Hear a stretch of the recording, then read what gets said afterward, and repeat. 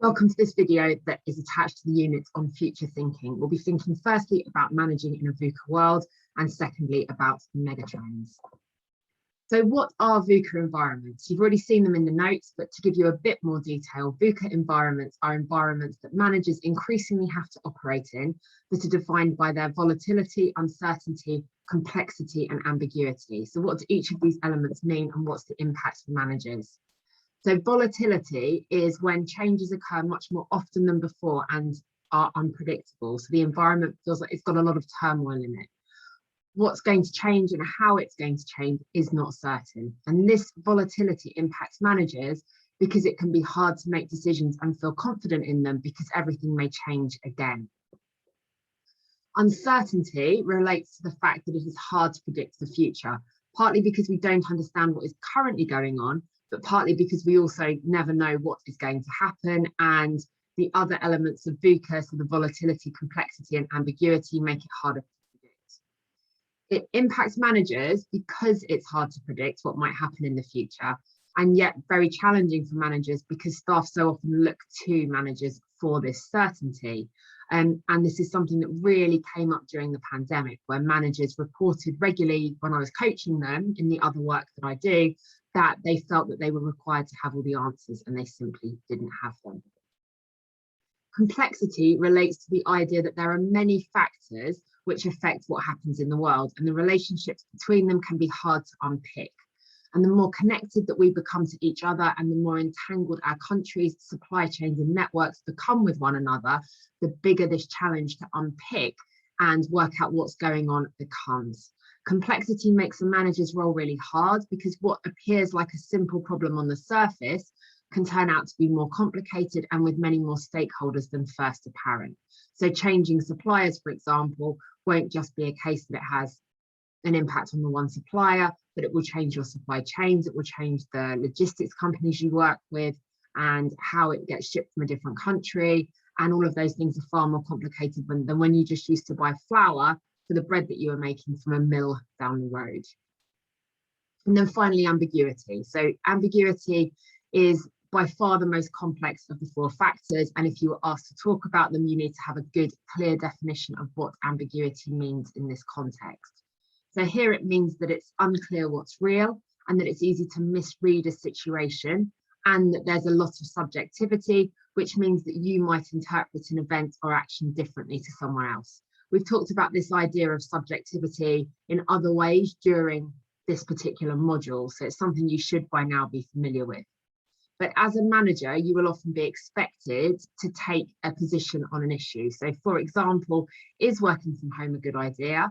What's your position on that as a manager?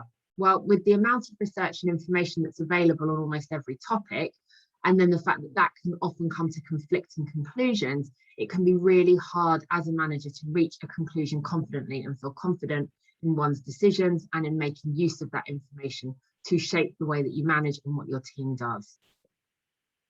So VUCA concerns managers for the reasons that we've already talked about, and also for these reasons too. So you may want to pause the slide and look at these in more detail. Just to pick up on a few of the key words here, it can make managers feel anxious because they feel like they're not fully informed and it's hard to make sense of what they're told. That operates for both the manager and for the people that are working for them. It can reduce motivation, again, of both the manager and their staff because it's not clear what your focus should be. It can mess up planned change, which can be really demotivating and challenging for staff and managers. It can require lots of retraining, restructuring, re-strategizing, which can sometimes just feel constant. It increases the chances that bad decisions might be made because we just don't know when we know enough. Like, these problems are so complicated that we know sufficient. And it also paralyzes the ability to make a decision in case we've missed something so closely related. And it also makes the organisation itself seem very VUCA and complicated and ambiguous and hard to pin down. So what as a manager can you do in this situation? Well, the key thing is not to shy away from this complexity, volatility, uncertainty and ambiguity, but to meet it head on. And in particular, trying to either spot trends or just feel comfortable with looking into the future and thinking, are we prepared today for some of these options that might come our way? Because a key task of a manager will always be to keep up to date with factors that aren't necessarily impacting now, but which may have an impact in the future. And Pestel is one tool that allows this. You've seen that before. You can make use of that if you're thinking about trend spotting, but it can be hard to know which sources to examine. Same old problem, where do we get our evidence from? To examine, to select the most relevant factors for the analysis. So as managers, to stay one step ahead of the curve, we need to become better at predicting future trends. And the goal should be for managers to plan not just for one scenario, but for a range of possible future scenarios as per the scenario planning topic that we look at. So not having to resort to ad hoc defense of damage limitation, but to be prepared for some of the things that might happen. So in order to equip themselves, managers need to be good at asking questions such as how will trends, patterns, opportunities and threats evolve in coming years? What will the next threats for this firm be? What should the future for the firm look like as a result, or for my department or for my team? They need to be good at understanding there are overlapping dynamics between political developments, societal changes and technological advances, which make these predictions exceedingly difficult. So for example, at the moment, I'm recording this on the 1st of September 2021, and the US have just withdrawn from Afghanistan. Who knows what's going to happen there? But if you were a company working in that part of the world, the political developments that are taking place there and that are changing things rapidly day by day will be making it very hard for you to speculate on what might happen next to your business. One tool that the business world is increasingly relying on are studies into mega trends. These often come out of consultancy practices such as PwC, EY, and so forth. But what is a mega trend and how might it help? Mega trends are macroeconomic forces that shape our world and our collective futures in profound ways, according to Modley from PwC. He says the implications of these forces are broad and varied, and they will present us with tremendous opportunities to seize, as well as extremely dangerous risks to mitigate. So previous megatrends, to give you an example so you know what we're talking about, that have had a significant impact on our lives, have included electricity for all, the automobile, the internet, the rise of the factory system, at least 2 waves of the women's equality movement, and nuclear armament. Current megatrends then that we're facing head on right now. So we've picked on one of the reports, we picked on EY's report. There's lots out there that frame these sorts of issues in slightly different ways. If you're interested, or if you want extra marks in the exam, you might want to look at a couple more of the studies, for example, from PwC or McKinsey.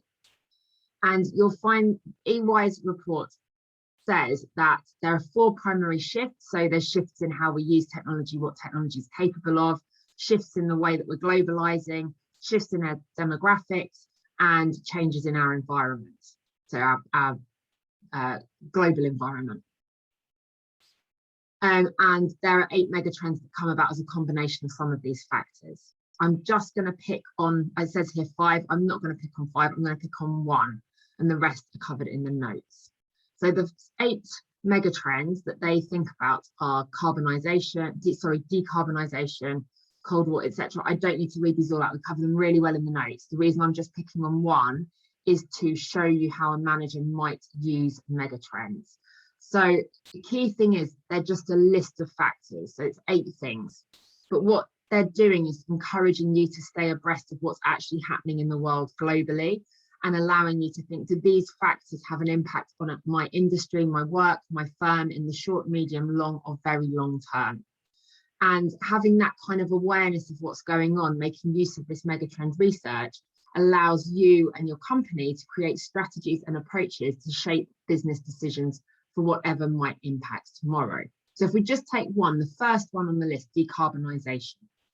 And what EY is talking about is how it's imperative to find ways to reduce the global carbon footprint, because we're creating too much carbon, mainly through fossil fuel usage, and therefore we're heating up the planet. It's having potentially irreparable damage on the environment, and this climate crisis will have a really fundamental impact on how we manage businesses. So as a manager, being aware of the climate crisis in general, but then also recognizing how it may be a serious threat to your business operations will be critical. So in your particular industry, it will have its own unique ways of impacting, but the kinds of questions you might be thinking about are how can companies, or how can my company, reduce their own carbon footprint to ensure that they're compliant with national and global climate law? Secondly, how should companies plan for global warming changing the nature of their business in the upcoming period? So what countries can you be based in? Are any of your offices located somewhere where there's flooding? Where will you put your data centers to ensure that they're somewhere cool enough if the planet's heating up? What else, if you work in the food industry, how is it going to impact the environment in such a way that you can't produce the crops that you need to, etc., etc. So every industry, it will hit in a range of different ways. I choose this one because it really, really will impact us all. Looking also at how can companies, or at your company, embrace opportunities to be more climate conscious and improve their own business practices as a result. So for example, can you cut out inefficiencies? Can you use cheaper renewable energy? Can you create new products or services which allow you to operate in this changing world? So thank you very much for listening. One thing I just want to say before I go is it's useful for you to think about the impacts of each of these factors for managers. So we go into this in some detail in the notes in this unit, but you may want to do more work in this area to think about what are the wide range of impacts for managers. And in particular, if you wanted to link it through to examples for an industry that you are particularly interested in, that would be a very useful thing to have in your notes. Thanks for listening.